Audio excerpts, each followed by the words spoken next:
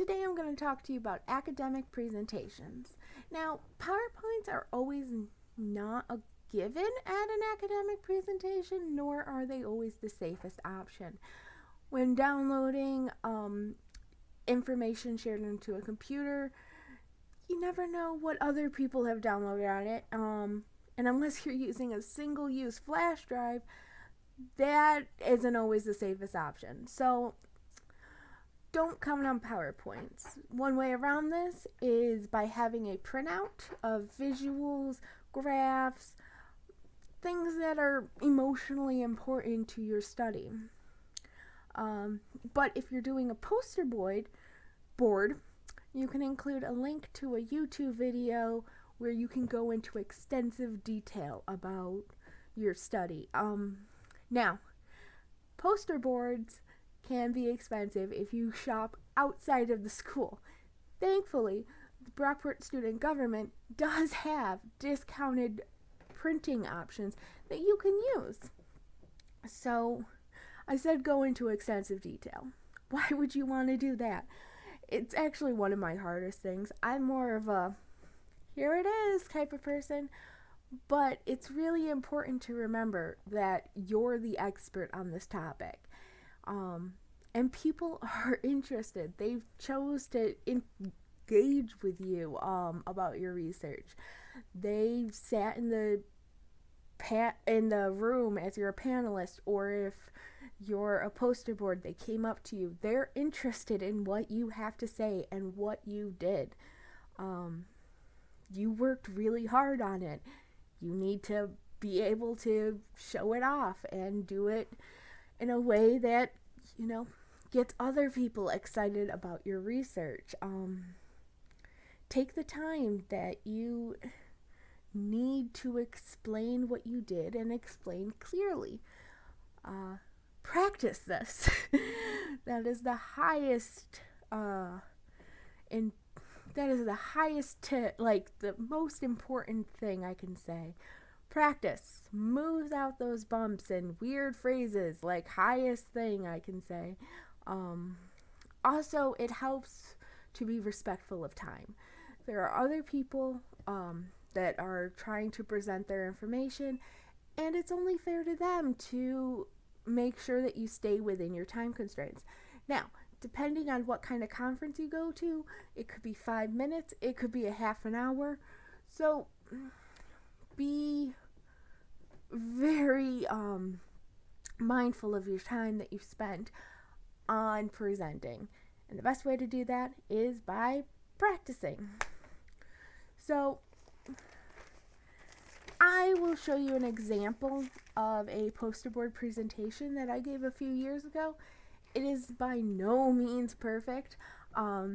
It does not include a YouTube link for that same reason of I'm not that good at explaining myself. I'm really just here it is type of person. So on the screen is the presentation, and this was when I was at UB. So I used the UB official presentation kind of document. Now this was done in PowerPoint, but I submitted it to the printing people and they turned it into this giant poster board. Another thing, if you're doing a poster board, bring your own push pins just in case you don't have enough or they don't provide them. Those little things just can help set you aside and make you look professional. Don't say but.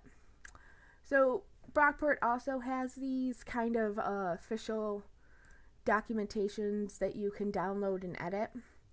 Now, looking at this, it should look very familiar to an APA style paper. That's because it basically is. It's more of a watered down APA paper. I tried my best to include graphics, make them nice, colorful, color coordinate everything. But do you have to do that? No, but just kind of makes it look nicer. If you got money to do your study, always include that. Uh, it include references, which I did. Um, that's pretty much it. Like, try your best to include enough background information so newbies would be able to understand, but include some more nuanced information so people who already had the um, background information will be interested and able to, be intrigued. List your hypotheses and what happened. Um, Explain how you did your data in detail. So for this, I used in-person interviews and I used a online survey from Qualtrics. So explain that kind of stuff. That's pretty much it. The most thing, the really, I must stress, practice. You're the expert. You should be able to present as one. Dress the part. Maybe don't wear your favorite Star Trek t-shirt, no matter how awesome it is. And given that everything's kind of virtual now, maybe my background isn't the best. I can't blur my background. My camera doesn't allow it. But try to present in a nice little setting. Plain backgrounds are better. They're not distracting because you could probably play I Spy with the stuff I have back here. What else do I have to say? Yeah, just primarily practice. Try to make everything organized, concise. Practice presenting on someone that has no idea what you're talking about. So get a friend, get a classmate, and just go over your presentation. See what kind of questions they come up with. Because no matter how hard you practice, there will be someone who most likely will be trying to get you with a gotcha question. So think outside the box. Try to come up with possible objections, other variables that you didn't include in your study, possible literature that you left out. Try to think of those things and be able to counter why you didn't include them. Or if you don't have a reason, just say, oh, I overlooked that. Further research is needed.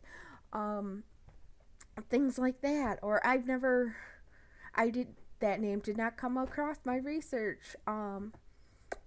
So just practice, smooth things out, try to think of questions, ask someone who has no idea what you're talking about if they have questions after looking over your poster board or after you give your talk.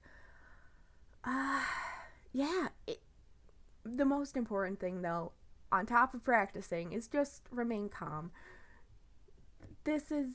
It's supposed to be a learning experience. It's supposed to be a way just for you to express what you've been working on and get people interested and network.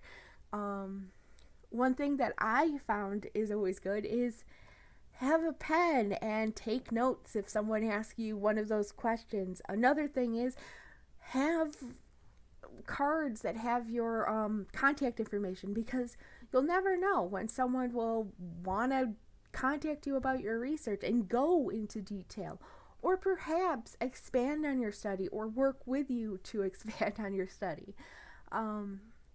It's just a learning experience. You're going to make mistakes, and that's perfectly okay. No one's expecting you to be perfect, but just remember, you did this work. Be proud of it. Express it in a calm, collected manner.